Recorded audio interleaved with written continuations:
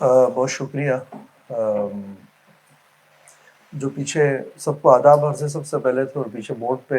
جو کچھ لکھا ہوا بس اسی پر آج ہم نے گفتگو کرنی ہے۔ میں شارٹ سا جو بھی ہمارا آج کا جو ہمارا سیاسی یا سماجی جو ارتقا ہے پاکستان میں، اس کے اوپر ہلکی سی اپنی رائے دوں گا۔ میں کوئی آپ کو کچھ بتانے کے لیے خدا نخواستہ نہیں آیا، ہلکی پھلکی سی اپنی رائے دوں گا، اس کے اوپر آپ اپنی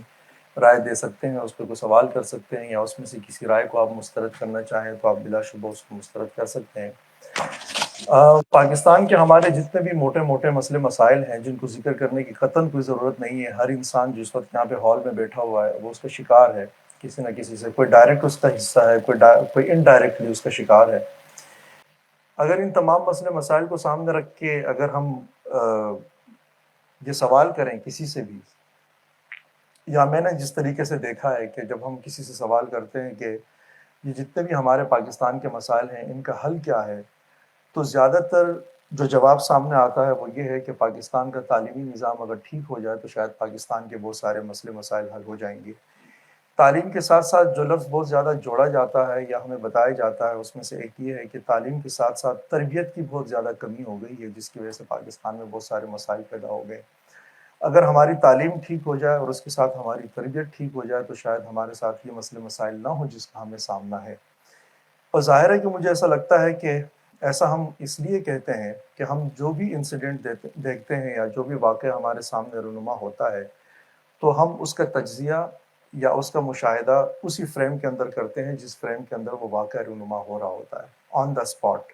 مثال کے طور پہ یہاں پہ ایک سری لنکن شہری کو مارا گیا، قتل کیا گیا، تو ہمارے لیے وہ شخص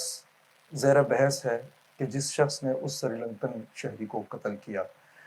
یا پشاور میں ایک احمدی شہری کو قتل کر دیا گیا تو اس پورے واقعے کے اندر وہ شخص ہمارے لیے زیر بحث ہے جس نے اس احمدی کو قتل کیا۔ یا ملتان میں کسی بھی وکیل کو قتل کر دیا گیا تو اس وقت وہ جو شخص قتل کیا گیا وہ ہمارے لیے لائق بحث ہے، اور وہ شخص جس نے قتل کیا وہ ہمارے لیے لائق بحث بھی ہے اور زیر بحث بھی ہے۔ لیکن پرابلم یہ ہوتی ہے کہ ہمارے یہ مسئلے مسائل اس وقت سے شروع نہیں ہوتے جس وقت یہ انسیڈنٹ ہوتا ہے، اس کے پیچھے پوری ہماری تاریخ ہے، پوری 80 سال کی تاریخ کہہ لیں یا 75 سال کی تاریخ کہہ لیں، جتنی عمر ہے پاکستان کی اتنی ہی ان مسئلے مسائل کی ہمارے ہاں تاریخ ہے۔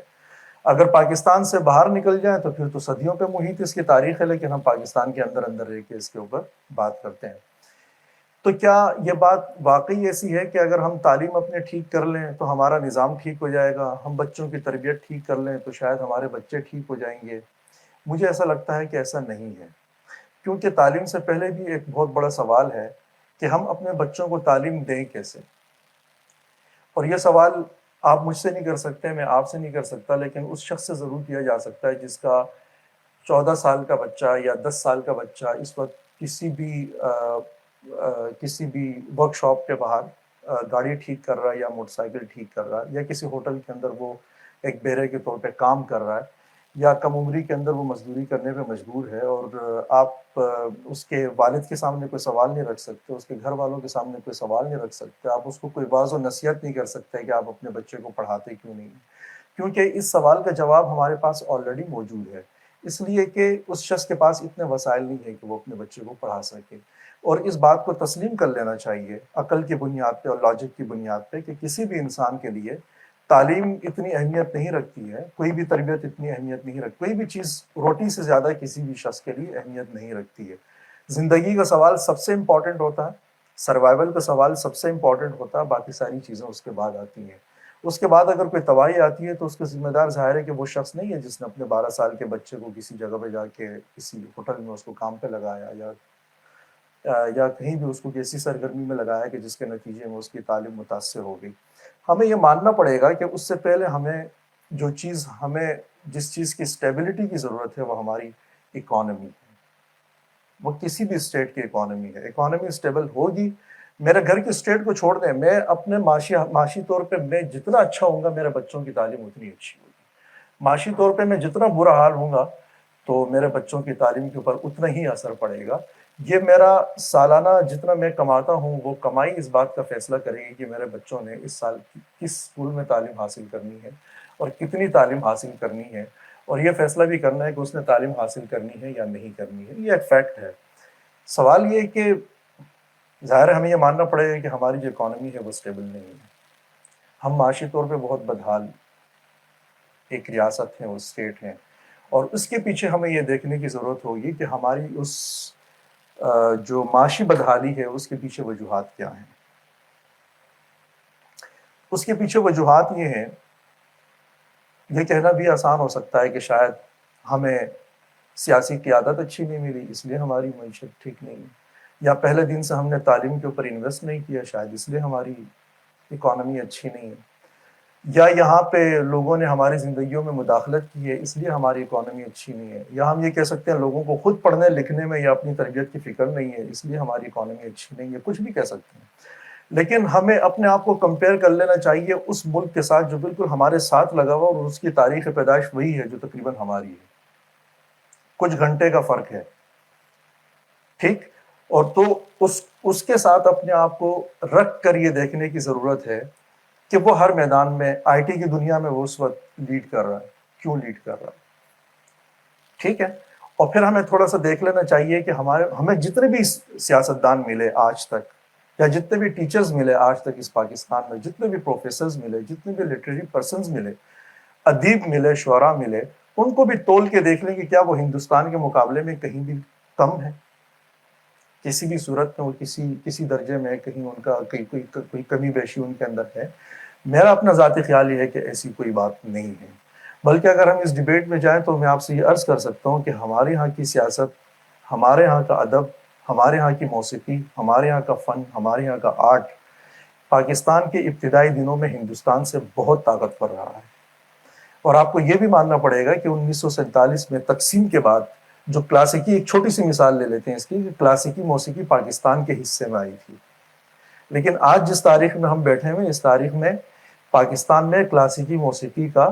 بہت دھوم دھام کے ساتھ جنازہ نکلا ہے، اور جہاں سے کلاسیکی موسیقی نکل چکی تھی جن علاقوں سے، وہاں وہ کلاسیکی موسیقی آگے کی طرف آ رہی ہے، وہاں پہ تھیٹر آگے آ رہا ہے، وہاں پہ آرٹ آگے آ رہا ہے، وہاں پہ فن آگے آ رہا ہے، وہاں پہ تعلیم اور ایجوکیشن ہر چیز آگے آ رہی ہے، اور وہاں پہ ہر چیز ایوالو کر رہی ہے. وجہ یہ ہے، سمپل سی وجہ یہ ہے کہ ہماری ترجیحات میں مسئلہ، اور یہ ظاہر ہے کہ یہ آپ نے نہیں طے کی یا میں نے نہیں طے کی. ہمیں ایک سوال میں آپ کے سامنے رکھ دیتا ہوں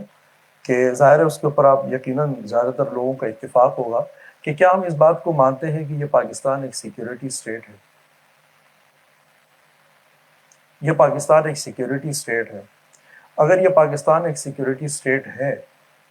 اگر ہم اس بات کو مانتے ہیں، تو پھر ہمیں یہ ماننا پڑے گا کہ کسی بھی سیکیورٹی اسٹیٹ کے ترجیحات کے اندر امن نہیں آتا. وہاں کی اشرافیہ ہو یا وہاں کی وہ کوئی بھی پاور کلاس ہو، یا وہاں کی جو چیزیں پبلک کی طرف جاتی ہیں ان چیزوں کو بھی اگر آپ لے لیں، کوئی بھی ٹولز لے لیں، کسی بھی طبقے کے لیے امن بارے میں آتا ہی نہیں ہے. ان کا کاروبار جنگ سے وابستہ ہوگا. وہاں پہ ان تنظیموں کی سرپرستی کی جائے گی جو جنگ کی بات اور نفرت کی بات کریں گے، جو تقسیم کی بات کریں گے. وہاں پہ انہی لوگوں کو ستارہ امتیاز ملے گا جو اس پیٹرن کے اوپر آپ کے ساتھ کام کرے گا یا سیکیورٹی اسٹیٹ کے ساتھ مل کے کام کریں گے. اگر ہم پھر اپنے آپ کو ہندوستان کے ساتھ رکھیں تو ہمارا ان کے ساتھ ایک فرق اور نکلتا ہے، اس کو بھی آپ کو سیکیورٹی پس منظر میں دیکھنے کی ضرورت ہے. وہ یہ کہ پاکستان میں، یعنی ہندوستان میں، ہم یہ مانتے ہیں کہ وہاں پہ مذہبی انتہا پسندی ہے، ریلیجیس ایکسٹریمزم وہاں پر ہے. اور جب آج کی تاریخ میں ہم بات کر رہے ہیں تو ریلیجیس ایکسٹریمزم تو وہاں پہ بہت آگے نکل چکا ہے، اور وہ تقریباً پولیٹیسائز بھی ہو چکا ہوا ہے، اور اس کو ایک طرح سے حکومتی سرپرستی بھی حاصل ہو چکی ہے. ٹھیک ہے، ان مسئلے مسائل کا ہندوستان کو سامنا ہے، لیکن اس کے ساتھ ہی ہمیں اس بات کے اوپر بھی سوچنے کی ضرورت ہے کہ ایک ایسی سوسائٹی، ہندوستان جیسا ملک جہاں پہ ریلیجیس ایکسٹریمزم ہے، لوگ مذہبی اقدار کے لیے لڑ رہے ہیں، مر رہے ہیں، لوگ جو ہے اپنے مخالف عقیدہ رکھنے والوں کا گھیراؤ کر رہے ہیں، اس ملک کے اندر جب سپریم کورٹ LGBT رائٹس دیتی ہے تو پبلک کیوں نہیں نکلتی؟ وہاں کے کسی جج کی زندگی خطرے میں کیوں نہیں پڑتی؟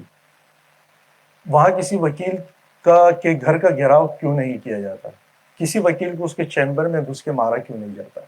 ٹھیک ہے، اس سسٹم کو بالکل ہاسٹیج کیوں نہیں کیا جاتا؟ کیوں سڑک بلاک نہیں کی جاتی؟ یا کیوں فیصلہ سنانے والے ججز کی سیکیورٹی جو ہے وہ ہائی الرٹ کر دی جاتی ہے ان کے گھر پہ بھی اور ان کے علاقے میں بھی؟ اس کی کیا وجوہات ہیں؟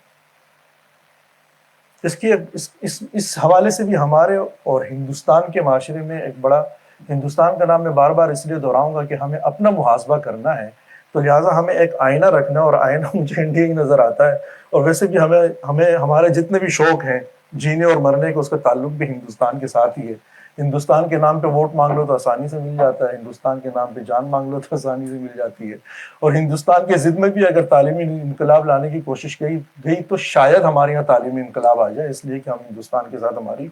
وہ ہے سینگیں اڑی ہوئی ہیں۔ اس کی ایک بنیادی وجہ یہ ہے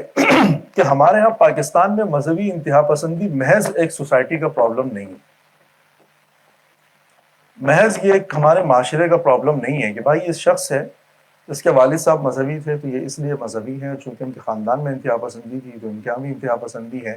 اور ہمیں انتہا پسندی کا ایک شوق چڑھا ہوا تو چونکہ چلو ہم انتہا پسند ہیں۔ ایسی کوئی بات نہیں ہے پاکستان میں، یہ والی بات ہندوستان میں ہے۔ ہندوستان میں مذہبی انتہا پسندی ہے، لیکن اس کو آئینی حیثیت نہیں حاصل، اس کو کوئی قانونی حیثیت حاصل نہیں ہے، اس کو کوئی نصابی حیثیت حاصل نہیں ہے۔ پاکستان کا پرابلم یہ ہے کہ یہاں پہ انتہا پسندی سوسائٹی میں تو ہے،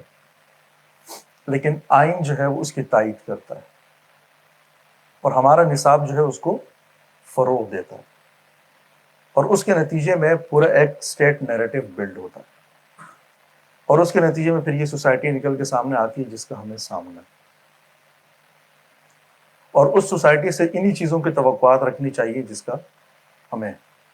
سامنا کر رہے ہیں۔ ٹھیک ہے، اچھا یہ تو ہے، لیکن اس کے نتیجے میں پاکستان میں کس طرح کی پرابلمز کا، یعنی وہ کون سے بنیادی فیصلے ہوئے جس کے نتیجے میں ہمیں آج کے یہ دن دیکھنے پڑ رہا ہے؟ اس میں جو بنیادی فیصلے ہوئے وہ یہ ہوئے کہ ایک تو یہ کہ ہم اپنے پڑوسیوں سے تعلقات کسی بھی صورت میں ٹھیک نہیں کرنے، یہ ہماری خارجہ پالیسی ہے، اور دوسرا ہم نے یہ طے کیا کہ یہاں پہ جتنی بھی علاقائی طاقتیں ہیں جس کے آپ صوبائی طاقتیں کہتے ہیں، ہم نے ان کو ان کے رائٹس نہیں دینے، یہ ہماری داخلہ پالیسی ہے۔ تو اس کا لازمی نتیجہ یہ ہے کہ آپ ہر وقت ایک کانفلکٹ کے اندر ہیں، تو چونکہ آپ کانفلکٹ کے اندر ہیں تو اس ملک کے اندر بندوق کا کاروبار ہو سکتا ہے، گالی کا کاروبار ہو سکتا ہے، نفرت کا کاروبار ہو سکتا ہے، یہاں پہ پیس بلڈنگ کا اور پیس میکنگ کا کام کسی بھی صورت میں نہیں ہو سکتا۔ تو جب ہم نے یہ طے کیا تو اس کا نتیجہ یہ نکلا، ایسا نہیں ہے، ہمیں کبھی کبھی جب تجزیے پڑھنے کا یا سننے کا اتفاق ہوتا ہے تو ایسا لگتا ہے کہ کچھ لوگوں کو شاید ایسا لگتا ہے کہ ہماری جو اشرافیہ ہے، چاہے وہ اشرافیہ آپ کسی کو بھی کہیں، لیکن اس ملک میں اگر کوئی اشرافیہ ایگزسٹ کرتی ہے تو ہمیں ایسا لگتا ہے کہ شاید وہ اشرافیہ بھی ساری صورتحال سے تنگ ہے۔ ایسی کوئی بات نہیں ہے، وہ بالکل بھی صورتحال سے تنگ نہیں ہے، اس لیے کہ اس کا اندازہ آپ اس بات سے لگائیں، اگر یہ بات ٹھیک ہو کہ یہاں کی اشرافیہ جو وہ خود اس صورتحال سے تنگ ہو گئی ہے، اس لیے کہ اب ان کو بھی اس ساری صورتحال کا، اس نفرت کا، اس جنگ کا سامنا ہے، اگر اس کو دیکھنا ہے تو اس کو پھر دیکھنا ہوگا چند اور آئینوں کے اندر، اپنی سوسائٹی کے اندر، اور وہ کون کون سے آئین ہیں اس میں ہمیں دیکھنا ہوگا کیا آپ کا جو ادبی سرکل ہے پاکستان کا پروگریسو، اس کو عزت مل گئی؟ کیا ایک آرٹسٹ کو عزت مل گئی؟ کیا یہاں پہ فن فروغ پا رہا؟ کیا وہ لوگ جو پاکستان میں امن کی بات کرتے ہیں اور بندوق کے خلاف ہیں، کیا زیادہ FIR ان کے خلاف ہیں یا پھر مذہبی انتہا پسند تنظیموں کے کارکنوں کے خلاف زیادہ ہیں؟ ٹھیک ہے، یہاں پہ جتنی بھی کارروائیاں ہیں، جتنے بھی کیسز ہیں، جتنے بھی FIRs ہیں، وہ ساری کی ساری ان لوگوں کے خلاف ہیں جو یہ کہتے ہیں کہ ہم بندوق پہ یقین نہیں رکھتے، اور اشرافیہ کی آپ کے ساتھ ساری جنگ ہی ہے کہ آپ بندوق پہ یقین رکھتے کیوں نہیں ہیں۔ یہ ہے بیسیکلی پرابلم کہ آپ بندوق پہ یقین رکھیں۔ آپ اگر اپنے آپ کو بچانا چاہتے ہیں تو کسی ایک بندوق کا انتخاب کر لیں، چاہے وہ کسی بھی مسلک کی ہو، کسی بھی مکتب کی ہو، لیکن کوئی بندوق دیکھیں جو سی بھی آپ کو سمجھ میں آتی ہے، جا کے اس بندوق کے نیچے کھڑے ہو جائیں، ہم آپ کو اپروول دے دیں گے، ہم آپ کو جینے کا حق دے دیں گے، آپ سارا کچھ مل جائے گا جو کچھ آپ حاصل کرنا چاہتے ہیں۔ لیکن اگر آپ چاہتے ہیں کہ اسمگلنگ نہ ہو، اگر آپ یہ سمجھتے ہیں کہ فرقہ وارانہ جنگ نہ ہو، اگر آپ یہ سمجھتے ہیں کہ پولیٹیکل کلیش نہ ہو، اگر آپ یہ سمجھتے ہیں کہ کسی پولیٹیکل پروسیس کے نتیجے میں ہمارے جتنی بھی علاقائی طاقتیں ہیں ان کو ان کے رائٹس دے دیے جائیں، اور آپ یہ سمجھتے ہیں کہ یہاں پہ جو جینڈر رائٹس ہیں وہ بھی پرووائڈ کر دیے جائیں اور وہ بھی آئین اور قانون کی بنیاد کے اوپر ہوں، اور اگر آپ یہ سمجھتے ہیں کہ ہم جمہوری لوگ ہیں اور ہمیں جمہوریت کے پروسیس سے گزرنا چاہیے، اور اگر آپ یہ سمجھتے ہیں کہ ہم آئینی لوگ ہیں اور ہمارے ملک کے اندر کانسٹیٹیوشنلزم کو فروغ ملنا چاہیے، تو آپ کے لیے پھر اس ملک کے اندر رہنا بہت مشکل کام ہے۔ اور اس کا یہ لازمی نتیجہ ہوتا ہے جو ہم دیکھتے ہیں، اس مثال کے طور پہ آپ کی جتنی بھی ذہنی صلاحیت ہے آپ کے پاکستان کی، وہ ساری کی ساری پاکستان سے باہر گئی ہے۔ ہمیں پچھلے 10-15 سالوں میں بتایا گیا تھا کہ پاکستان میں ایک ایسا انقلاب آنے والا ہے کہ جس کے نتیجے میں جو باہر گئی ہوئی ہے دنیا پاکستان کی، وہ وہاں سے اپنے بوریے بستر سمیٹ کے واپس پاکستان آ جائیں گے۔ لیکن جب وہ انقلاب آیا تو آپ نے اپنی آنکھوں سے دیکھا، چونکہ وہ ریاستی اشرافیہ کا لایا ہوا انقلاب تھا، تو اس کا نتیجہ کیا نکلا کہ جو گئے تھے وہ تو کیا واپس آتے، جو یہاں پہ بیٹھے ہوئے تھے وہ بھی جلدی جلدی اپنا کاروبار سمیٹ کے یہاں سے چلے گئے۔ کیوں؟ اگر ریاستی اشرافیہ آپ سے یہ کہے کہ ہم کوئی انقلاب لے کر آ رہے ہیں اور اس انقلاب کے اندر شعر کو ترجیح ملے گی، اس میں ادب کو ترجیح ملے گی، اس میں علم کو فروغ ملے گا، تو یہ سوال ہی پیدا نہیں ہوتا کہ وہ انقلاب ایک صحیح انقلاب ہو، جب تک کہ اس کے لیے تو بہت بڑا فیصلہ کرنا پڑے گا، اور فیصلہ یہ کرنا پڑے گا کہ ہمارا تعلق کسی جنگ کے ساتھ نہیں ہے، ہم تو پیسفل لوگ ہیں۔ ابھی 23 مارچ گزرا ہے، پرسوں ترسوں، یہ پاکستان کسی کوئی پانی پت کے کسی مارکے کے نتیجے میں حاصل نہیں کیا گیا، لیکن آپ نے 23 مارچ کو صبح سے لے کے شام تک تمام اخبارات کے اشتہار میں، اسلام آباد کے ہر بل بورڈز پہ آپ نے دیکھا ایک ہی چیز راج کر رہی تھی، اور وہ تھی بندوق۔ کوئی ترانہ بھی گایا گیا تو اس کے اندر یا بندوق تھا، یا خون تھا، یا انقلاب تھا، مار تھی، دھاڑ تھی، اس طرح کوئی صورت کو سیناریو تھا ہر چیز میں۔ 14 اگست آئے گی، آپ دیکھ لیں گے کہ 14 اگست کے اوپر کے موقع کے اوپر پاکستان میں آپ کا میڈیا سب سے زیادہ آپ کو کیا دکھاتا ہے؟ تو بالکل ایسا ایک پکچر آپ کے سامنے آتی ہے جیسے قائد اعظم محمد علی جناح جو تھے وہ دراصل کوئی ٹیپو سلطان تھے، کسی مورچے میں کھڑے ہوئے تھے اور وہاں سے وہ جنگ لڑ رہے تھے، جس کے نتیجے میں انہوں نے پاکستان کو آزاد کروایا، اور ہم اس کی خوشی منا رہے ہیں آج۔ ٹھیک ہے، 14 اگست کو چھوڑ دیں، آپ عید کے موقع کے اوپر دیکھ لیں کہ آپ کے بچے سب سے زیادہ کون سا کھلونا خریدتے ہیں۔ یہ تو ریفلیکشن ہے نا، آگے آگے آگے جا کے آپ بس دیکھتے رہیں، گھروں کے ڈرائنگ رومز کے اندر، کمروں کے اندر جو چیزیں دیواروں پہ لگی ہوتی ہیں، آپ گاؤں دیہاتوں میں چلے جائیں یا شہروں میں پڑھے لکھے لوگوں کے گھروں میں چلے جائیں، آپ کو دیواروں کے اوپر بندوقیں نظر آئیں گی۔ آپ کو لائبریری، یہ لائبریری ابھی اوپر پرویز بھائی نے کھولی ہے، اب آپ دیکھ لیں گے کہ اس میں کتنے لوگ آ کے بیٹھتے ہیں، یا اس میں کتنا اس کے نتیجے میں کتنا بڑا انقلاب اس سوسائٹی کے اندر آتا ہے۔ لیکن آپ چھوٹا سا میوزیم اوپر بنا لیں اور اس کے اندر F-16 طیارے لگا دیں، اس کے اندر آپ بندوقیں لگا دیں، اس کے اندر آپ گولیاں لگا دیں، اس میں 18ویں صدی کے آپ خنجر لگا دیں، تلواریں لگا دیں، پھر آپ دیکھیں کہ یہ جگہ کیسی بھری ہوئی ہوتی ہے۔ تو ہمارے انٹرٹینمنٹ بھی جو ہے وہ بھی بڑا خونریز قسم کا، وہ بھی خونریز ہے، اس لیے کہ ہم بچپن سے جو ہماری جمالیاتی حس ڈیولپ ہو رہی ہے، جو اسٹیٹک سینس ہماری ڈیولپ ہو رہی ہے، وہ ساری خونریزی کے اوپر مبنی ہے۔ گھر میں ہم نے یہ ترانے سنے، معاشرت علوم میں یہی پڑھا، مطالعہ پاکستان میں یہی پڑھا، آگے جو ہمارے اسٹڈی سرکلز تھے اس کے اندر بھی ہم نے یہی پڑھا، پھر جو ہمیں تاریخ پڑھائی گئی نصابی یا غیر نصابی دونوں کے اندر یہی پڑھا، تو کرتے کرتے نتیجہ یہ نکلا ہے کہ آج ہمیں اونچی آوازیں پسند ہیں، دھیمی آواز میں کوئی شخص بات کرے تو ہمیں احمق لگنے لگتا ہے کہ یار یہ تو پتہ نہیں، یہ کوئی صاحب علم آدمی لگتا نہیں ہے، اس لیے کہ اس کی آواز تھوڑی سی دھیمی ہے یا یہ دلیل سے بات کر رہا ہے۔ آپ لاؤڈ اسپیکر پھٹا ہوا استعمال کریں اور 50 گھروں کو تنگ کریں، اس سڑک کو بلاک کریں، ساری سوسائٹی مان لے گی کہ آپ طاقتور ہیں اور آپ جو بات کر رہے ہیں وہی ٹھیک ہے، اور باقی لوگ جو گھروں میں بیٹھ کے آرام سے تسلی سے دلیل کے ساتھ بات کر رہے ہیں یہ سارے بیوقوف ہیں، تو ان سے دور رہیں۔ بہرحال تو اس کا نتیجہ جو خیر میں آپ سے عرض کر رہا تھا کہ یہ ساری کی ساری پرابلمز جو ہمارے ہاں کریٹ ہوئی، اب اس پرابلم سے نکلنے کا طریقہ ہمارے پاس کیا ہے؟ اس پرابلم سے نکلنے کا طریقہ ہمارے پاس ایک ہی ہے کہ ہمارے ہاں ہر وہ فورم جو کریٹیکل تھنکنگ یا تنقیدی مطالعہ، جس کو ہم اردو میں تنقیدی مطالعہ کہتے ہیں یا لاجیکل تھنکنگ کہتے ہیں، منطقی سوچ کہتے ہیں، ہر وہ فورم جو اس سوچ کو فروغ دے، یا ہر وہ شخص جو اس سوچ کو فروغ دے، یا ہر وہ استاد جو اپنی درسگاہ میں کھڑا ہو کے اپنے بچوں کو، لوگوں کو کریٹیکل تھنکنگ کی طرف لے کر آتا ہے یا کریٹیکل تھنکنگ کے کسی پروسیس کا حصہ بنتا ہے، وہ بیسیکلی اس پورے جمود کو توڑنے کا ایک واحد طریقہ ہے اور ذریعہ ہے جو کہ پاکستان میں مختلف وقتوں میں استعمال ہوتا رہا ہے، لیکن اس کا بہت دور رس اثر ہمیں کبھی نظر نہیں آیا۔ اس لیے نظر نہیں آیا کہ جو پروگریسو سرکلز ہوتے ہیں کسی بھی ایسی دنیا کے اندر کہ جہاں پہ جمہوریت مخالف ذہن پایا جاتا ہو، جہاں پہ انسان دوستی نہ ہو، جہاں پہ علم دوستی نہ ہو، وہاں پہ جو سرکلز ہوتے ہیں ان کے آپس کے اندر کوآرڈینیشن اور کوآپریشن نہیں ہوتی، بہت مشکل ہوتی ہے، اور لوگوں کو اپنی زندگی کے لیے خطرات بہت زیادہ ہوتے ہیں۔ اور دوسرا یہ ہے کہ چونکہ میڈیا ان کے ساتھ نہیں ہوتا، اور جو مراکز ہوتے ہیں جہاں پہ خبر بنتی ہے، جہاں سے خبر آگے جاتی ہے، اور وہ مراکز جو پروپیگنڈا کرتے ہیں بیسیکلی، وہ سارے کے سارے مراکز پسے ہوئے طبقے کے پاس چونکہ نہیں ہوتے، تو ان کی آواز آگے نہیں پہنچ پاتی۔ ٹھیک ہے، اس کی ایک چھوٹی سی مثال میں آپ کو عرض کرتا ہوں۔ مثال کے طور پہ آپ بلوچستان کو لے لیں۔ بلوچستان کے اندر جب بھی الیکشنز ہوتے ہیں بالکل ایسے ہوتے ہیں جیسے کشمیر میں ہوتے ہیں، ٹھیک، یعنی وہاں کی جو جنون قیادت ہے بلوچستان کے پولیٹیکل، وہ وہاں کے پولیٹیکل پروسیس کے اندر حصہ نہیں لے سکتے۔ اس کے لیے راتوں رات کوئی قیادت تشکیل دی جائے گی، کوئی جماعت تشکیل دی جائے گی جو مارکیٹ میں آپ کو انٹروڈیوس کروائی جائے گی، اور آپ کو کہہ دیا جائے گا کہ اگر آپ کو زندہ رہنا ہے تو ان کو سپورٹ کریں، نہیں زندہ رہنا تو آپ رہنے دیں۔ اس کا نتیجہ یہ نکلتا ہے کہ پوری بلوچستان میں اگر 100 لوگوں کی آبادی ہے تو اس میں سے 15 لوگ ووٹ دینے کے لیے باہر آتے ہیں، ٹھیک ہے، اور 85 لوگ گھروں میں بیٹھے ہوئے ہوتے ہیں، صرف 15 لوگ ووٹ دینے کے لیے باہر آتے ہیں۔ آپ کبھی بھی بلوچستان کے الیکشنز کے موقع پہ وہاں کے اگر آپ دیکھیں گے جہاں پہ وہ جو کیا کہتے ہیں جہاں پہ ووٹ پولنگ اسٹیشنز اگر آپ دیکھیں گے، آپ کو زیادہ تر وہاں پہ سناٹے نظر آئیں گے۔ جب آپ اس کی وجہ یہ ہوتی ہے کہ لوگ ووٹ دینے کے لیے نہیں آئے ہوتے۔ جو 15 لوگ آئے ہیں ووٹ ڈالنے کے لیے، جس کو اس میں سے تو کسی کو کوئی لالچ دے کے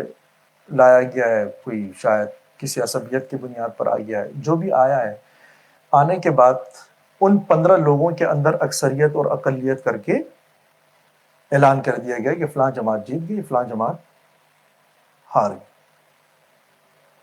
فیصلہ ہو گیا۔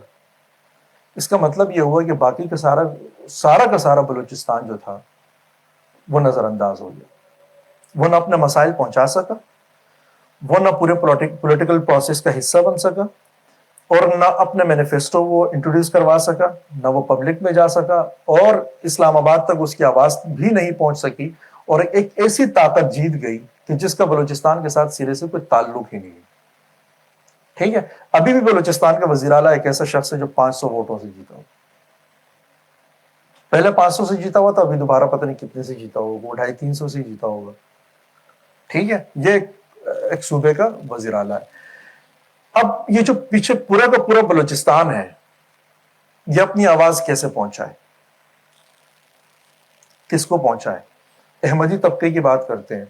مثال کے طور پر جب پاکستان میں یہ فیصلہ کیا گیا ریاستی سطح پہ، نیشنل ایکشن پلان جب آیا، یہ فیصلہ کیا گیا کہ وہ کتابیں، وہ مواد، وہ لٹریچر جو نفرت پھیلاتا ہے، ہم اس کا خاتمہ کر دیں گے۔ ٹھیک ہے، اس کے لیے کمیٹیاں بنائی گئی۔ پنجاب میں جو کمیٹی بنائی گئی، اس لٹریچر کے خاتمے کے لیے جو مذہبی انتہا پسندی کو فروغ دیتا ہے، اس لٹریچر کے خاتمے کے لیے جو کمیٹی بنائی گئی، اس کمیٹی کا سربراہ ایک کلدن تنظیم کے سربراہ کو لگایا گیا، ایک مذہبی تنظیم جس نے اپنی زندگی میں سوائے مذہبی انتہا پسندی کے کچھ بھی نہیں کیا۔ ٹھیک ہے، اور سب سے زیادہ لٹریچر اس کی اپنے اس کا ہے، تنظیم کا ہے، اس کو سربراہ بنا دیا۔ اس کو جب سربراہ بنایا تو سب سے پہلا ایکشن جو لیا گیا وہ احمدی کمیونٹی کے خلاف لیا گیا ربوہ کے اندر۔ اور کیا ایکشن لیا گیا؟ پورا کا پورا جو ان کا جو لائبریری تھی، جس میں کوئی 1,00,000 سے زیادہ کتابیں رکھی ہوئی تھی، وہ پورا کا پورا سیل کر دیا گیا۔ جب پوچھا گیا کہ یہ کیوں، تو انہوں نے کہا کہ اس لائبریری کے اندر جتنا بھی مواد رکھا ہوا تھا اس سب سے ہماری دل آزاری ہوئی تھی، لہذا ختم، پوری کی پوری لائبریری بند کر دی گئی۔ ٹھیک ہے، اسی طریقے سے اس وقت آپ کو شاید، آپ کو یقیناً اس کا علم ہوگا، لیکن میں اس بات کو دہرا دیتا ہوں کہ آپ کے اندر، آپ کے پاکستان میں پولیٹیکل سطح پہ، سیاسی سطح پہ کتنی گہما گہمی ہے، لیکن آپ کو پتا ہے کہ اس وقت بھی آپ ٹوٹل سیٹیں جب کراچی کی نکالتے ہیں، 2.5 کروڑ کی آبادی کے شہر میں کتنی نکلتی ہیں اس پورے گیم کے اندر جو بھی سیناریو چل رہا ہے؟ 5 یا 7 سیٹیں ہیں۔ اس کا کیا مطلب ہے؟ اس کا مطلب یہ ہے کہ اس وقت آپ کے پورے پولیٹیکل سیٹ اپ کے اندر کراچی کی کوئی نمائندگی موجود نہیں ہے، بالکل بھی نمائندگی نہیں ہے۔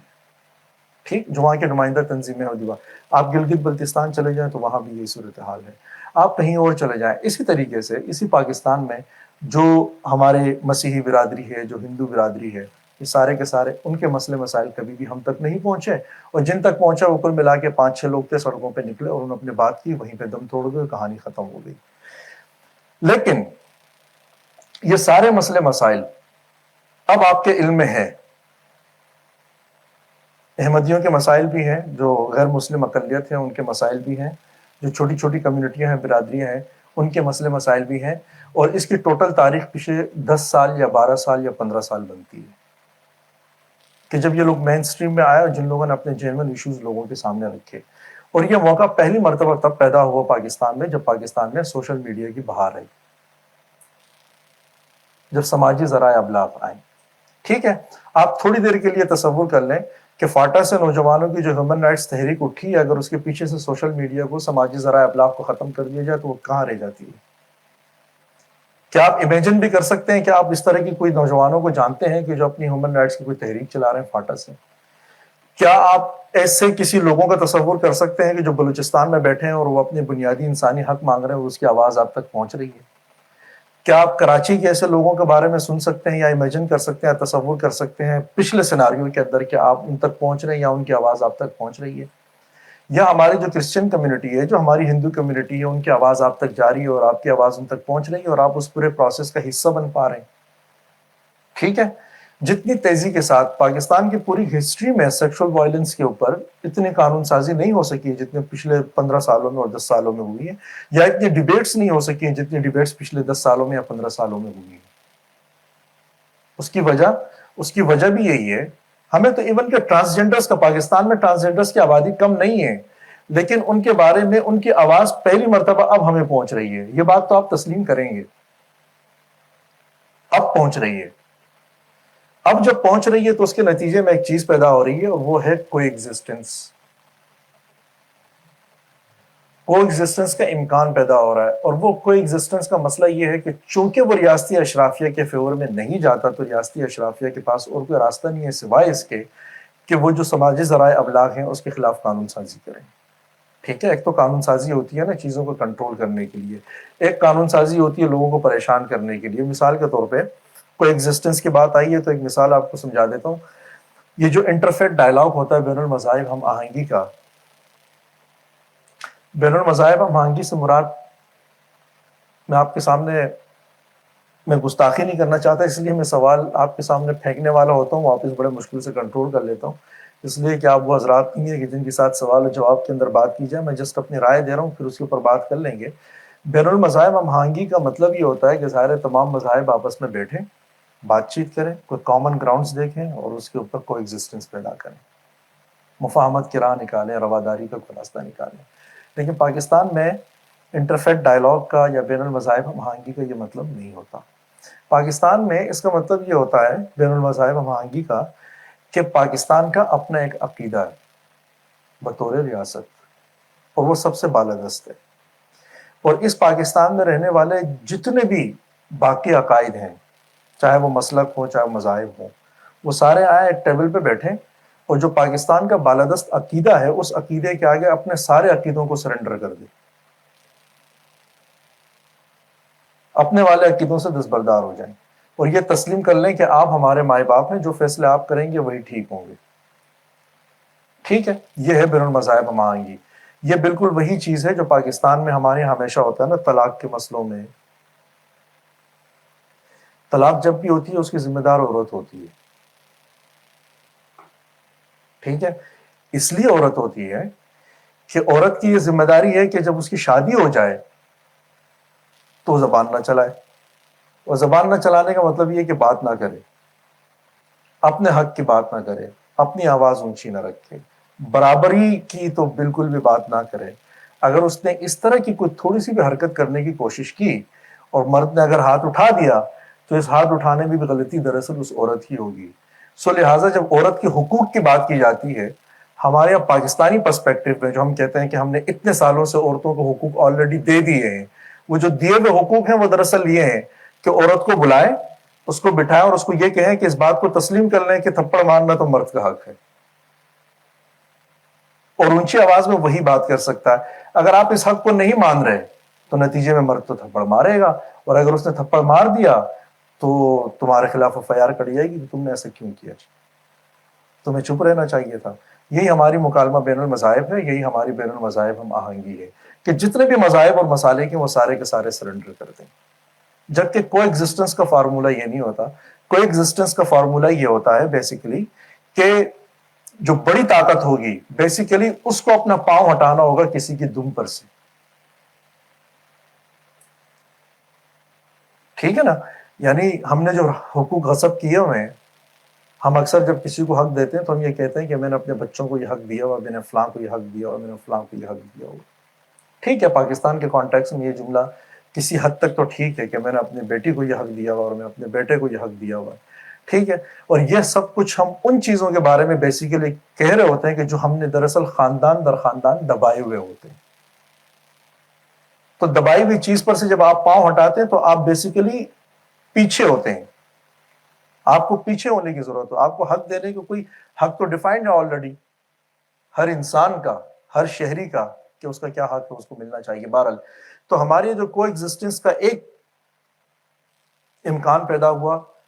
وہ اسی سماجی ذرائع ابلاغ کے نتیجے میں پیدا ہوا, اور سماجی ذرائع ابلاغ کے نتیجے میں اس لیے پیدا ہوا کہ وہ طاقتیں, وہ آوازیں جو میڈیا کے آگے, جو میڈیا ہاؤسز کے آگے محتاج تھیں, جو ہماری کمیونٹیز کے آگے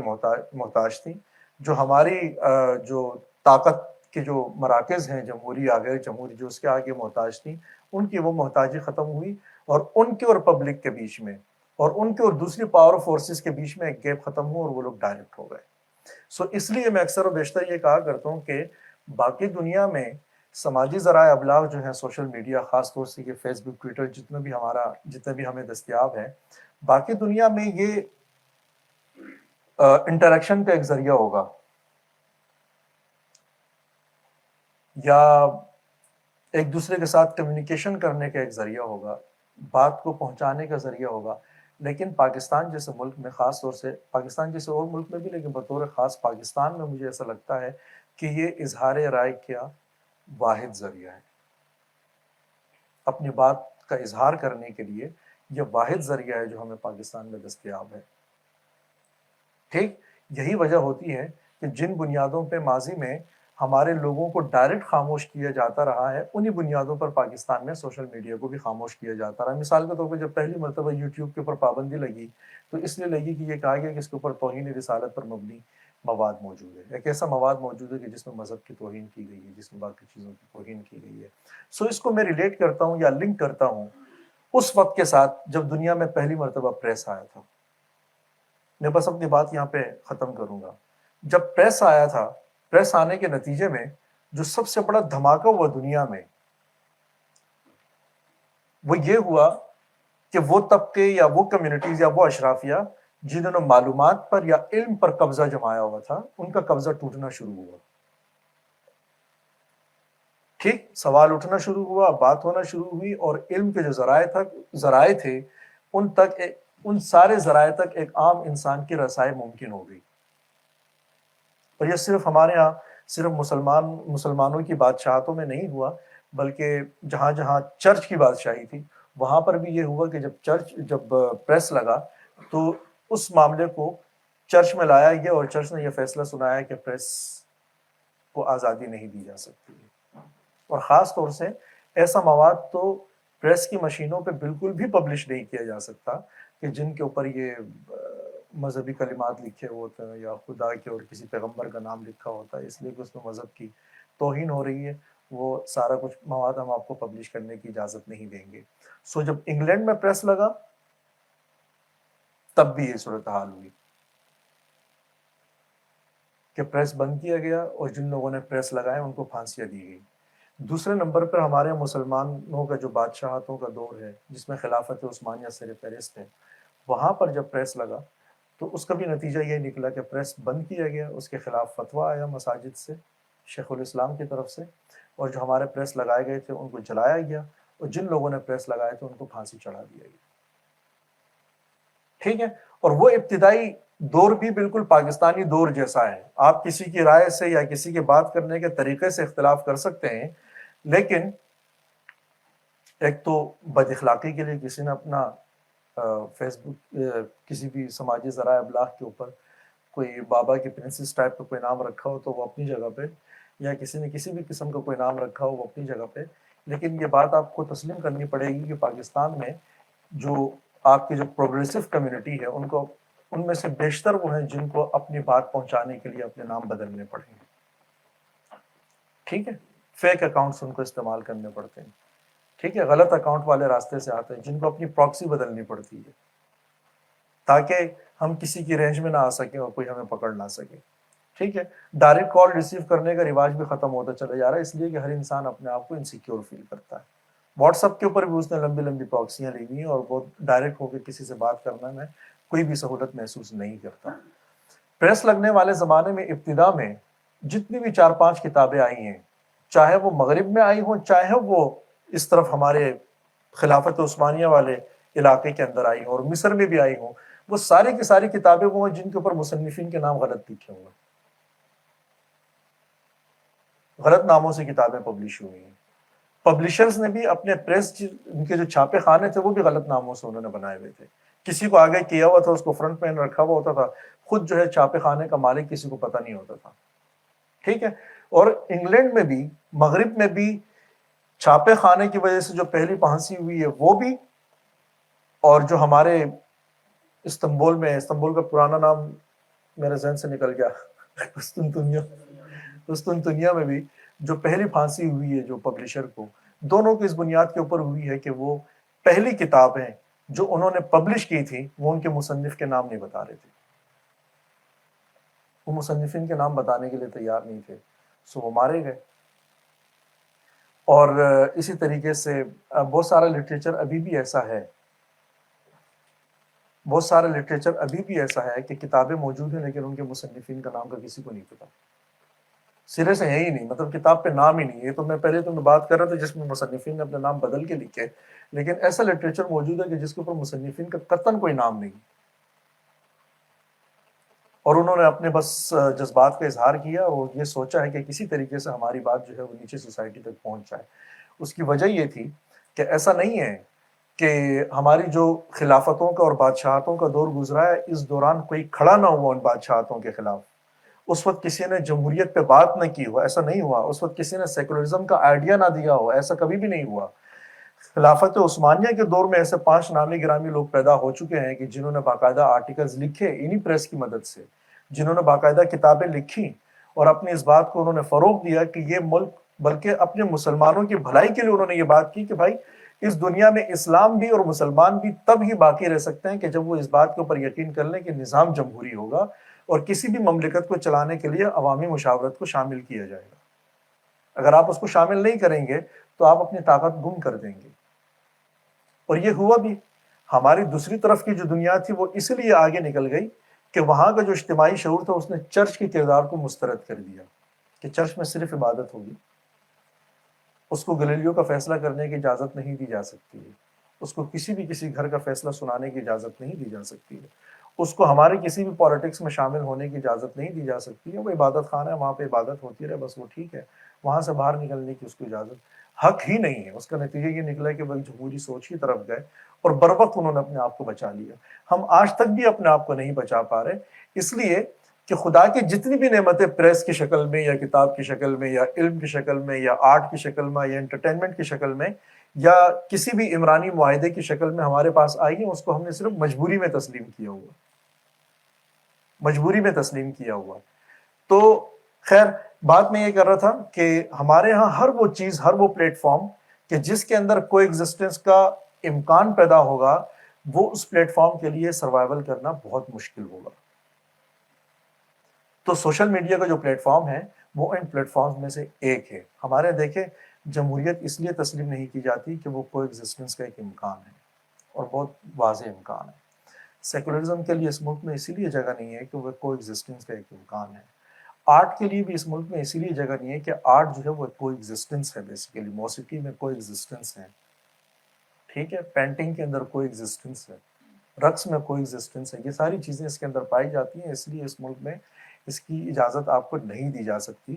ہر وہ مقام، ہر وہ جگہ جہاں پہ یہ نظر آ جائے کہ یہاں پہ مختلف مذاہب سے یا مختلف علاقوں سے یا مختلف زبانوں سے یا مختلف رنگوں سے لوگ آ کے وہاں پہ بیٹھے ہوئے ہیں اور وہ کچھ بات کر رہے ہیں، تو اس کو برداشت نہیں کیا جا سکتا. اس لیے نہیں کہ وہ پاکستان کے خلاف کوئی سازش کر رہے ہیں، اس لیے نہیں کہ وہ پاکستان کو تباہ کرنے کا کوئی فیصلہ کر رہے ہیں، بلکہ اس لیے کہ وہ پاکستان کو اچھا بنانے کی کوشش کر رہے ہیں. وہ پاکستان میں امن کی راہ ڈھونڈنے کی کوشش کر رہے ہیں. وہ پاکستان میں رواداری کے ساتھ، محبت کے ساتھ اور سلامتی کے ساتھ باقی کمیونٹی کے ساتھ رہنے کی کوشش کر رہے ہیں. اسی کوشش کے نتیجے میں یہ کوشش چونکہ پاکستان کے ریاستی اشرافیہ کے بارے میں نہیں آتی ہے، تو اس کوشش کو کبھی بھی کامیاب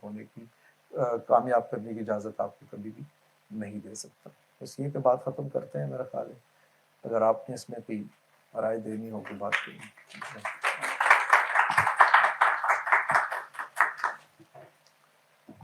سر آئی ہیو میرے کچھ کوشچنز ہیں کہ ہم حد سے زیادہ مذہبی کیوں ہیں؟ مطلب مذہب کے نام پہ آج سے 3-4 سال پہلے ایک پارٹی بنی، ٹھیک ہے، اور انہوں نے ایک مذہب کارڈ استعمال کیا. پہلے وہ ویسے رہے، پھر وہ پالیٹکس میں آئے اور مذہب کے نام پہ رہ کے انہوں نے کچھ 20 سال 1-2 پہلے مطلب انہوں نے روڈز بلاک کر دی، اور مذہب کے ہی نام پہ انہوں نے مطلب جسے کہتے ہیں نا کہ بینگ اے مسلم، اگر ہم یہ بات دیکھیں کہ ہم یہ بات مانتے ہیں کہ حضرت محمد صلی اللہ علیہ وسلم اللہ کے آخری رسول ہیں، ان کے بعد کوئی نہیں آئے گا، ٹھیک ہے، لیکن ہم اسی چیز کو بار بار کوریت کے اپنے سیاسی جلسوں میں اسی بات کو بار بار لے کے اپنے مطلب پرسنلی ایشوز کو لے کے یہ بات کیوں آگے چلتے ہیں؟ مطلب اسی بات پہ ہم سیاست کو کیوں مطلب لے کے کوریتے ہیں؟ اس میں ایک یہ میرا کوشچن ہے. اور اس کے علاوہ کہ ہم پڑھے لکھے جاہل کیوں ہیں؟ آپ دیکھتے ہوں گے کہ ہم پڑھے لکھے جاہل ہیں. ہم جب جا رہے ہوتے ہیں سڑک پہ تو ہم ایک گاڑی دیکھتے ہیں تو ہم یہ مانتے ہیں کہ آئی تھنک اس میں بیٹھے ہوئے جو لوگ ہیں وہ کچھ پڑھے لکھے ہوں گے، لیکن اگلی لمحے گاڑی کا شیشہ نیچے ڈاؤن ہوتا ہے، وہ لوگ روڈ کے اوپر ریپر پھینک دیتے ہیں، ٹھیک ہے. مطلب وہ پڑھے لکھے ہیں یا وہ ایک تک ہے لیکن وہ اپنی ذات تک ہیں، وہ دوسروں کا نہیں سوچتے، ٹھیک ہے.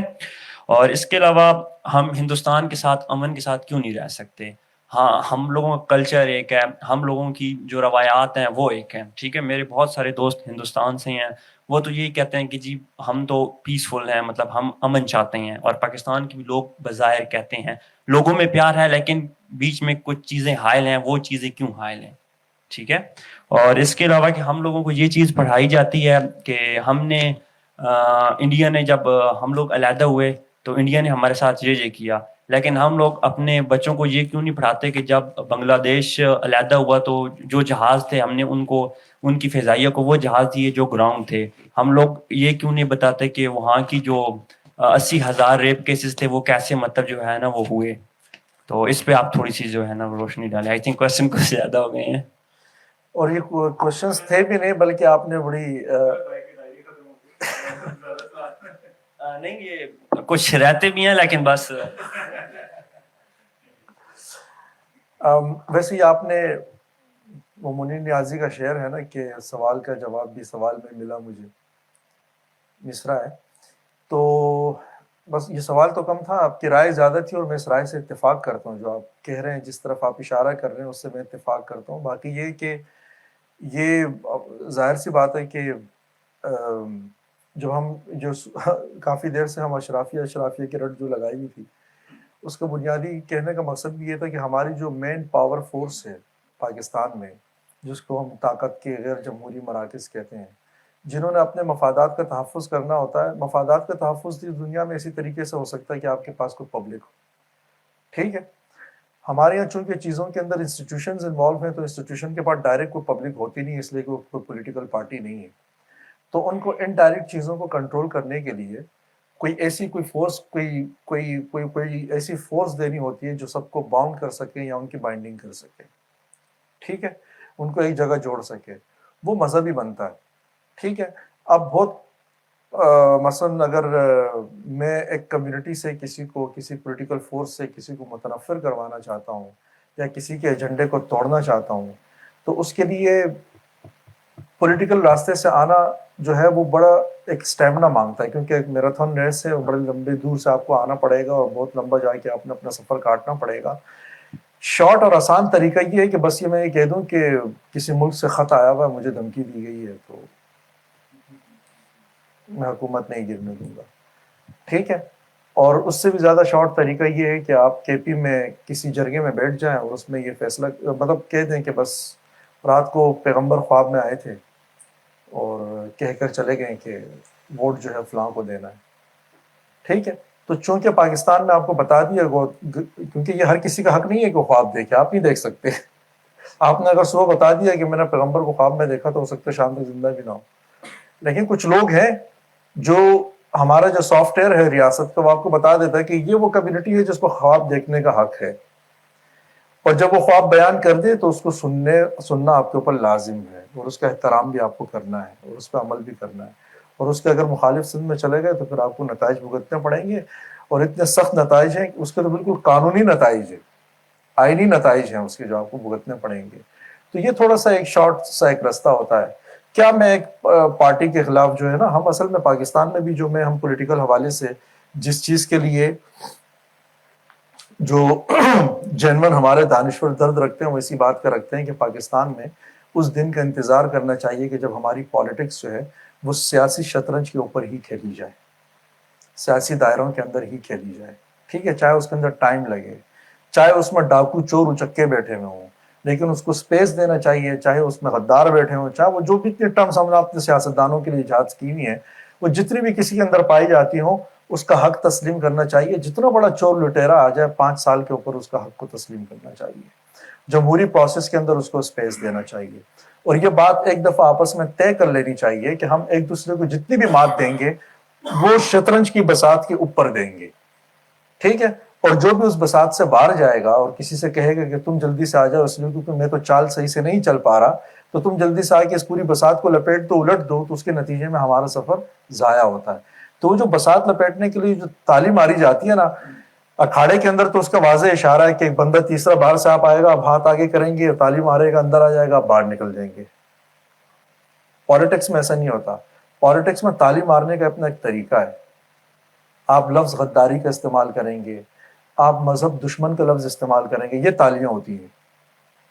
یہ اشارے ہوتے ہیں کہ میں اس وقت کس سے بات کر رہا ہوں اور میں کس جگہ پہ جا کے کھڑا ہو گیا ہوں. تو ایسا نہیں ہے. پاکستان میں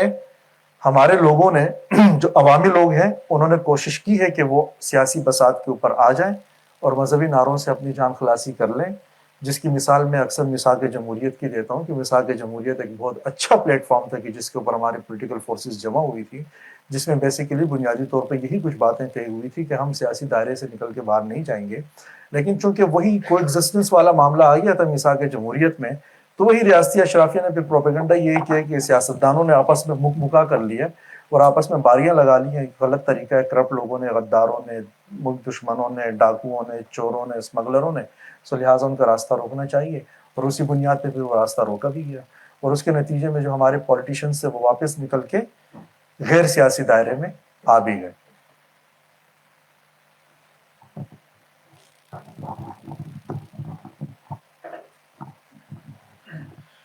سر چونکہ ہمارے پاس اظہار رائے کے لیے کوئی ایک خاصا پلیٹ فارم نہیں تھا قومی طور پہ, تو ہم نے اسے سوشل میڈیا کے طور پہ ہم نے لیا اسے. تو اگر ہم اسے سوال یہ ہے کہ اگر بین الاقوامی طور پہ دیکھیں, ہم اگر آفاقی طور پہ دیکھیں, قومی طور پہ نہیں بھی دیکھتے, آیا کہ absolute freedom of speech exist کرتی ہے, اور اگر نہیں کرتی تو کیوں نہیں کرتی؟ اور ایسے ہی انٹر لنکڈ ایک اور کوسچن ہے کہ آیا کہ ہماری جو ریاستی اشرافیہ ہے, جب کچھ ریاستی جو پالیسیز بناتے ہیں, کچھ ادارے ہیں, وہ کیوں عوام کو چاہتے ہیں کہ آگہی کے قریب نہ لائیں یا جہل میں ہی رکھیں؟ یہ دو کوسچن. اصل میں بیسیکلی جیسے ایک فحاشی ہے نا, وہ ایک دفعہ آپ نے سنا ہوگا کہ سپریم کورٹ نے کوئی کمیٹی بنا دی تھی اور اس کو یہ کہا تھا کہ آپ فحاشی ڈیفائن کریں. تو اس بیچارے کو 50 سال گزر گئے, وہ ابھی تک ڈیفائن نہیں کر سکے فحاشی ہوتی کیا ہے. ٹھیک ہے. یہ سارے جتنے ٹرمز ہیں, جیسے فریڈم بھی ہے, فریڈم آپ نے ڈیفائن کر سکتے ہیں کہ اس کی حد کیا ہے, حد کیا نہیں ہے. ٹھیک. جس چیز کی طرف آپ اشارہ کر رہے ہیں وہ میرا خیال ہے کہ وہ اظہار رائے کم ہے. وہ تو یوں سمجھ لیں کہ ہماری وہ کسی کو پڑھانے کی بھی ضرورت نہیں ہے. انسانی نفسیات کے اندر یہ بات اس کی جبلت کے اندر رکھ دی گئی ہے کہ اس کو اس بات کا احساس ہے کہ کون سی بات ہے کہ جس سے انسان کا دل دکھتا ہے. ہر وہ بات جس سے میرا دل دکھتا ہے وہ میں نہیں کروں گا. یہ اظہار رائے کی آزادی ہے. ٹھیک ہے. اگر وہ بات میں دوسرے انسان کو کہہ رہا ہوں یا ایسا ایک لب و لہجہ اختیار کر رہا ہوں کہ جو خود مجھے قبول یا منظور نہیں ہے, وہ میں دوسروں کے لیے استعمال کر رہا ہوں تو اس کا مطلب یہ کہ میں اظہار رائے کی آزادی کے جو فریڈم کا جو فلسفہ ہے میں اس پر عمل درآمد نہیں کر رہا ہوں۔ یہ بات بالکل درست ہے کہ اگر آپ کا اشارہ اس بات کی طرف ہے کہ لوگوں کو بدتمیزی نہیں کرنی چاہیے تو اس کا تعلق اسی سوال کے ساتھ ہے کہ جو انہوں نے کہا کہ کوئی لوگ جو ہے وہ اچھے خاصے پڑھے لکھے نظر آ رہے ہوتے ہیں لیکن گاڑی کا شیشہ اترتا ہے تو باہر بسکٹ کا ریپر پھینک دیتے ہیں۔ جو آدمی بسکٹ کا ریپر پھینک سکتا ہے وہ گالی بھی دے سکتا ہے، وہ کچھ بھی کر سکتا ہے، ٹھیک ہے۔ نفاست کا تعلق صرف آپ کے کسی کپڑوں کے ساتھ تو نہیں ہوتا نا، یہ دیکھنا پڑتا ہے کہ آپ جملے کا استعمال کیسے کرتے ہیں، آپ کیا چیزیں سننا پسند کرتے ہیں۔ ہماری تو نفاست الحمدللہ کہیں بھی نہیں ہے، نہ ہماری مووی دیکھنے میں کوئی خاص نفاست ہے، نہ ہمارے ڈرامے میں کوئی خاص نفاست ہے، نہ ہمارے بات میں نفاست ہے، نہ ہمارے جملے کا جو سٹرکچر ہے اس کے اندر نفاست نہیں ہے۔ جس طریقہ کا ہمارا لب و لہجہ ہے اس سے اسی چیز کی توقع رکھنی چاہیے کہ جو ہم ہیں۔ فریڈم کی بات جب آتی ہے تو بیسیکلی زیادہ تر ہمیشہ اسٹیٹس کو کی طرف سے آتی ہے کہ ایبسولوٹ فریڈم نہیں دینا چاہیے، لیکن اسی اسٹیٹس کو سے یہی پوچھنے کی ضرورت ہے کہ جس چیز کے اوپر وہ پابندی لگا رہا ہے کیا وہ خود بھی اس کے اوپر عمل درآمد کرے گا یا نہیں کرے گا۔ ہوتا یہ کہ ایبسولوٹ فریڈم کی جب بات کی جاتی ہے جتنے بھی اصول ہوتے ہیں اس کو اسٹیٹس کو خود وائلیٹ کرتا ہے، اس کی وائلیشن ہوتی ہے، ٹھیک ہے۔ باقی رہ گئی گفتگو، یہ فرق ہو سکتا ہے کہ بلوچستان میں گفتگو کا انداز کچھ ہو، چند جملوں کا کچھ اور مطلب نکلتا ہو، ان چند جملوں کا مطلب کے پی میں کچھ نکلتا ہو، سندھ میں کچھ نکلتا ہو، امریکہ میں کچھ نکلتا ہو۔ ان چیزوں کا خیال کرنا چاہیے بالکل کلچرل سینسٹیوٹی کے تحت۔ اگر آپ ایک سینسٹیو انسان ہیں تو آپ کلچرل بھی ضرور سینسٹیو ہوں گے، آپ جملوں کا خیال رکھیں گے، بات چیت میں خیال رکھیں گے۔ لیکن جہاں تک تعلق ہے گفتگو کا، سوال کا، بات کا، تو اس کا کوئی دائرہ نہیں ہے۔ مطلب یہ آپ نہیں طے کر سکتے کہ مطلب خدا پہ بات نہیں ہو سکتی ہے، بالکل ہو سکتی ہے، پیغمبروں پہ بھی ہو سکتی ہے، کتابوں پہ بات ہو سکتی ہے، پالیٹکس پہ ہو سکتی ہے، نظریات پہ ہو سکتی ہے، عقیدوں پہ ہو سکتی ہے۔ عقیدوں پہ میری رائے یہ ہے کہ ہونی تو نہیں چاہیے لیکن چلے ہوتی ہے تو ہونے دیں۔ لیکن آف کورس جن چیزوں کا انسانوں نے خیال رکھنا وہ یہی ہے کہ آپ کسی کے عقیدے کا مذاق نہیں اڑا سکتے، آپ کسی کے عقیدے کی تذلیل نہیں کر سکتے، آپ کسی بھی انسان کی تذلیل نہیں کر سکتے، پیغمبروں کو چھوڑ دیں، آپ کسی سیاستدان کی تذلیل کرنے کا بھی حق نہیں رکھتے۔ اور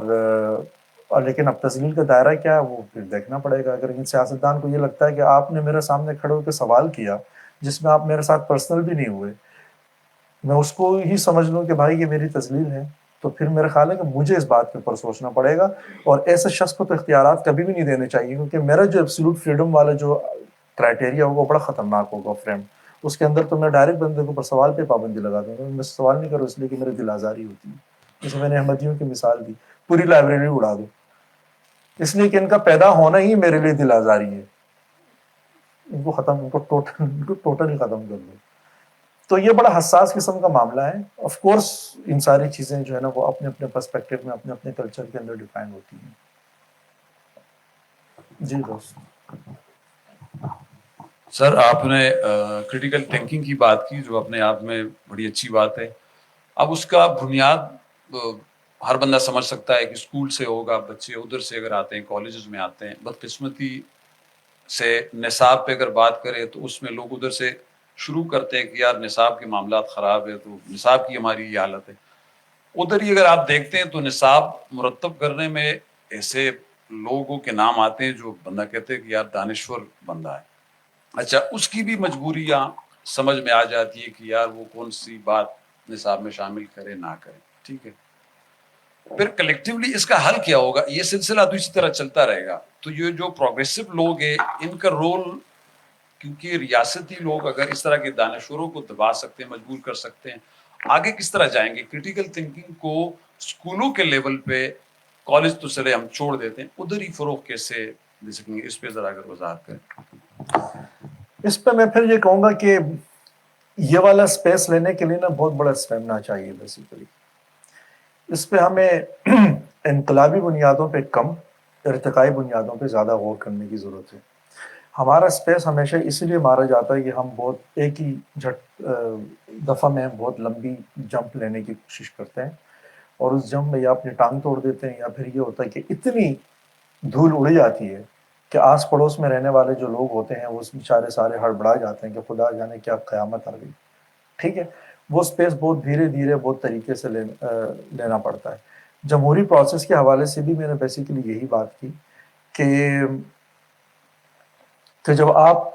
چیزوں کو اپنے ارتقائی دور سے گزرنے دیتے ہیں، وہ اسٹیبلش بھی ارتقائی مراحل سے گزر کے ہوگی، وہ ختم بھی ارتقائی مراحل سے گزر کے ہوگی۔ اگر آپ بیچ میں رستہ روکتے ہیں تو جو چیز ختم ہونے والی ہو سکتا ہے کہ کوئی چیز ایسی ہو جو آپ چاہتے ہیں کہ ختم ہو جائے، لیکن اگر آپ اس کا راستہ کاٹیں گے، اس کے نتیجے میں وہ چیز بہت ہائی لائٹ ہو جائے گی، ٹھیک ہے، وہ آپ کے فائدے میں نہیں جائے گی۔ اس کی مثال آپ ہندوستان کا لے لو، جیسے مثال کے طور پہ ہو سکتا ہے کہ آپ کا خیال یہ ہو کہ مسلمانوں کو پردہ نہیں کرنا چاہیے، خواتین کو پردہ بری چیز ہے وغیرہ وغیرہ، ہو سکتا ہے کسی کا خیال ہو، لیکن ابھی کرناٹکا میں جو انڈیا میں ایک مسئلہ ہوا،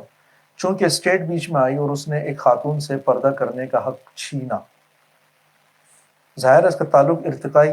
معاملات کے ساتھ تھا، اس کا تعلق قانون کے ساتھ نہیں تھا، آئین کے ساتھ نہیں تھا، کانسٹیٹیوشن کے ساتھ نہیں تھا، کسی جبر یا سسٹم کے ساتھ نہیں تھا۔ جب انہوں نے پابندی لگائی تو اس کا نتیجہ کیا نکلا؟ ہندو لڑکیاں پردہ کر کے آ گئی ان کی حمایت میں، ٹھیک ہے۔ اب اگر پھر تو وہ معاملہ رک گیا، لیکن مثال کے طور پہ ہندوستان میں اگر 3 ریاستوں میں اس وقت پردے پر پابندی کا اعلان کر دیا جائے، اس کے کیا نتائج برآمد ہوں گے؟ اس کا نتیجہ یہ نکلے گا پردہ پورے ہندوستان کے اندر ایک موومنٹ بن جائے گی، ایک تحریک بن جائے گی۔ ٹرمپ نے بھی جب امیگرنٹس کے حوالے سے جب اس نے ایکشنز لینے شروع کیا امریکہ میں،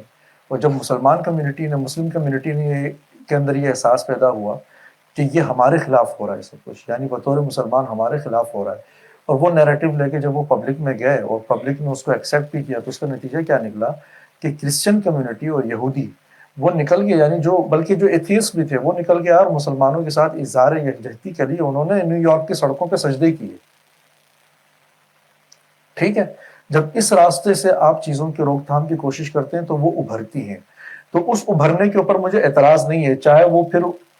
پردہ ایک تحریک بن کے ابھرتی ہے تو اس میں قصور آپ کا ہے، اور اگر کوئی بے پردگی تحریک بن کے ابھرتی ہے تو اس میں بھی قصور آپ کا ہے،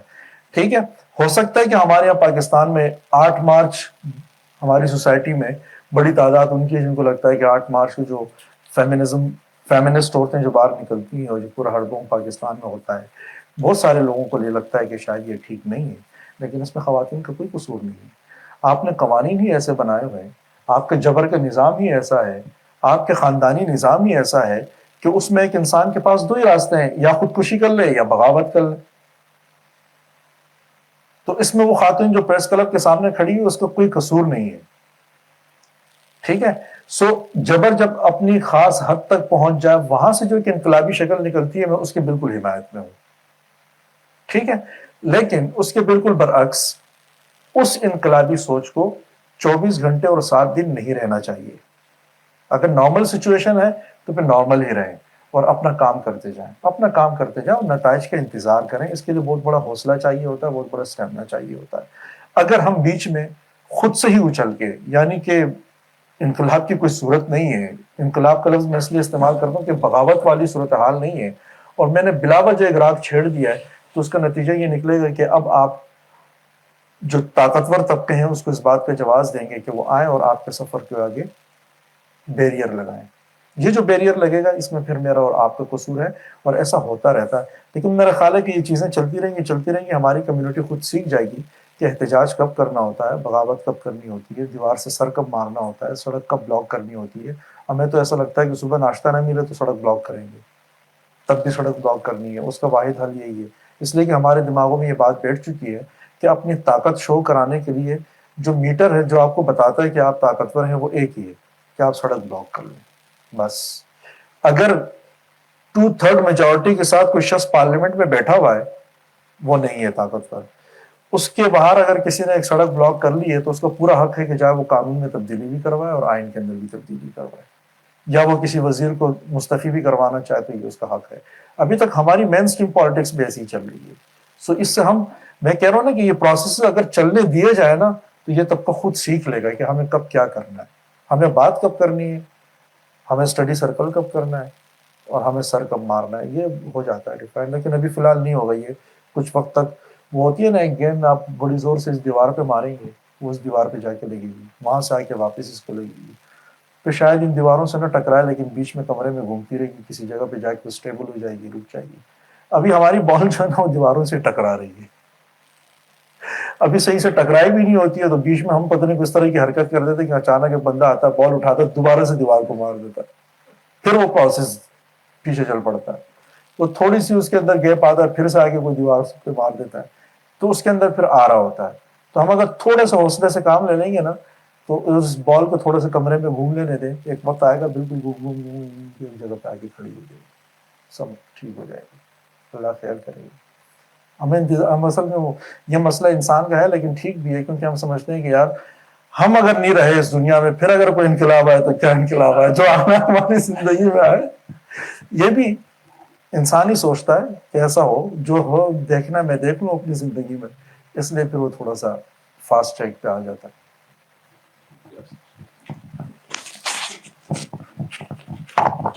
السلام علیکم سر, مائی نیم از سیف علی اور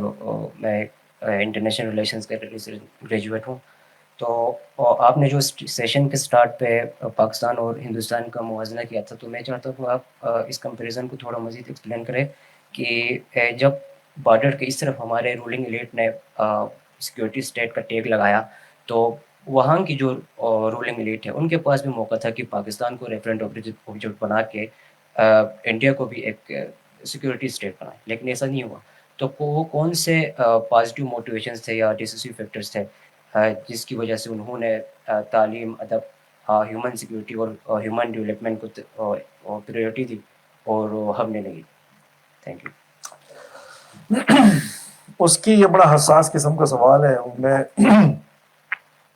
کوشش کروں گا کہ اس سوال سے میں جتنا اچھے طریقے سے جان چھڑا سکوں میں چھڑاؤں گا. اس میں دو فیکٹرز ہیں. ایک تو یہی ہے کہ ظاہر سی بات ہے کہ ہندوستان کی جتنی بھی شعبہ زندگی, جتنے بھی شعبے تھے سب بیٹھے اور انہوں نے ایک دفعہ طے کر لیا کہ اس ملک کے اندر حکمرانی کا حق کس کو ہوگا. یہ پہلے دن ہی انہوں نے طے کر لیا تھا کہ حکمرانی کا حق صرف اور صرف عوام کو حاصل ہوگا. تو اس بات کو سارے اداروں نے بھی تسلیم کیا, اس اداروں کو تمام شعبوں سے تعلق رکھنے والے لوگوں نے تسلیم کیا, اور یہی وجہ ہے کہ ایک لمبا سفر انہوں نے کاٹا. میں آپ کی توجہ, یہ میں نے پچھلے ایک آرٹیکل میں لکھا بھی تھا کہ پاکستان جب بن گیا تو فضل الہی چودھری جو مشرقی پاکستان کے اسپیکر رہ چکے تھے اور پاکستان کے پریزیڈنٹ بھی رہ چکے تھے, 1956 میں جب وہ انڈیا گئے تو مولانا آزاد سے ان کی ملاقات ہوئی, اور اس ملاقات کا احوال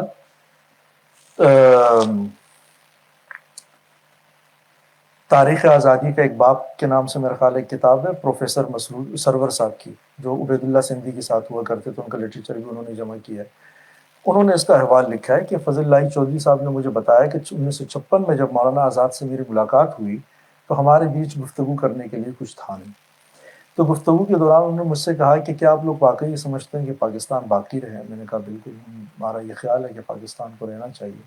تو مولانا نے یہ کہا کہ پاکستان کو ایک ہی چیز بچا سکتی ہے اور وہ ہے جمہوریت. ایک بات. دوسری بات انہوں نے کہا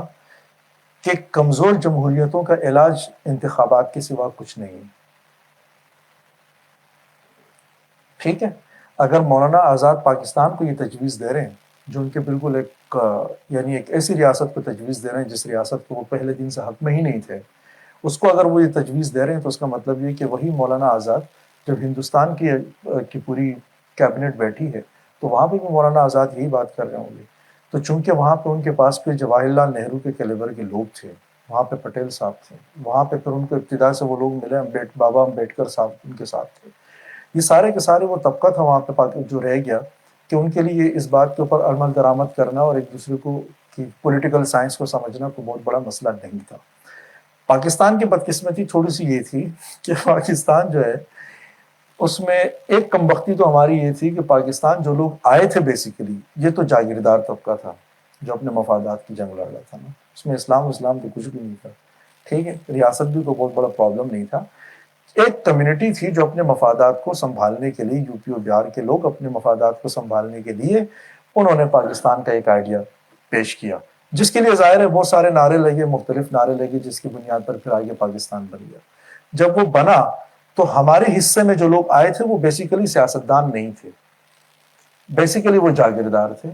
وہ طاقتور اشرافیہ تھا. تو جمہوریت کی بات کرنا یا اس کے اوپر چلنا یہ ان کے لیے بارے میں نہیں تھا. ٹھیک ہے, پھر دوسرا یہ کہ ظاہر سی بات ہے کہ اس وقت جب سرحدیں کھینچی جا رہی تھی دوسری جنگ عظیم کے بعد پوری دنیا میں، تو انٹرنیشنل لابی اس کے اندر انوالو تھی. تو ہندوستان کے بیچ بھی جو سرحد کھینچی گئی اس میں بھی انٹرنیشنل لابی انوالو تھی. تو ظاہر ہے کہ جب سرحدیں کھینچی جا رہی تھیں اور جو لوگ کھینچ رہے تھے، جو صاحب اختیار لوگ تھے، ان کی نظر میں، ان کی آنکھوں کے سامنے ان کے اپنے مفادات بھی تھے. تو انہوں نے جو لکیریں کھینچی وہ بالکل اپنے مفادات کو سامنے رکھی کھینچی ہیں. ٹھیک ہے. ہمارا اپنا خیال یہ تھا کہ شاید جو بھی سچویشنز ہیں بس اس میں سے گزر ہی آتے ہیں، بعد میں دیکھی جائے گی، چیزیں ٹھیک کر لیں گے، ہو جائے گا. ٹھیک ہے نا. جیسے قائد اعظم محمد علی جناح مذہبی طبقے میں جب اپنی پولیٹیکل کیمپین لے کے جاتے تھے تو وہاں پہ مذہبی بات کرتے تھے، مذہبی گفتگو فرماتے تھے. ٹھیک ہے. تو ان کا خیال یہ تھا بطور ایک لیڈر کے کہ اس معاملے کو بعد میں کاؤنٹر کر لیں گے، دیکھ لیں گے، لیکن نہیں ہو سکا. پھر وہ تو نکل گئی، بات تو نکل گئی، خواب تو لوگوں نے دیکھ لیے. ٹھیک ہے. تو وہ آ گئے. پھر دوسرا یہ کہ جب تقسیم چل رہی تھی تو بیسیکلی ہم سے کسی نے الگ ہونے کی بات نہیں کی، ہم نے کسی سے الگ ہونے کی بات کی تھی. تو ہمارے خون کے اندر اشتعال، ہمارے خون کے اندر گرمی تھوڑی سی زیادہ تھی. ٹھیک ہے. تو ہمارا سیکیورٹی نیریٹو جو ہے وہ زیادہ بلڈ ہو سکتا تھا. سو انٹرنیشنل پالیٹکس، یعنی جو انٹرنیشنل ہماری لابی ہے وہ بھی، اور ہندوستان پاکستان کی تقسیم، یعنی جب ہندوستان کی تقسیم ہو رہی تھی اس وقت خاص طور سے وہ لوگ ان کی تاریخ اٹھا کے آپ لوگ خود ہی دیکھ لیں، میں اس کو تفصیل میں نہیں جا سکتا، جس کے لیے قائد اعظم محمد علی جناح نے خود یہ کہا کہ افسوس کہ میرے جیب میں جو ہے کوٹے سکے رکھے ہوئے ہیں، ٹھیک سے کنک بھی نہیں رہے.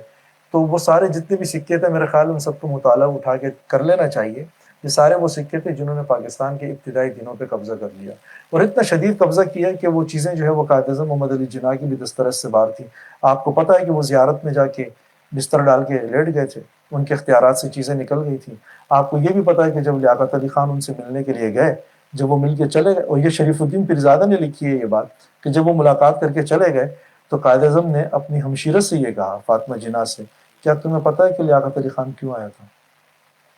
ہمشیرہ نے کہا جی. کیوں آیا تھا؟ انہوں نے کہا کہ یہ آپ کی طبیعت پوچھنے آئے تھے. میں نے کہا نہیں. میں نے کہا یہ معلوم کرنے آیا تھا کہ میں کتنے دن اور زندہ ہوں.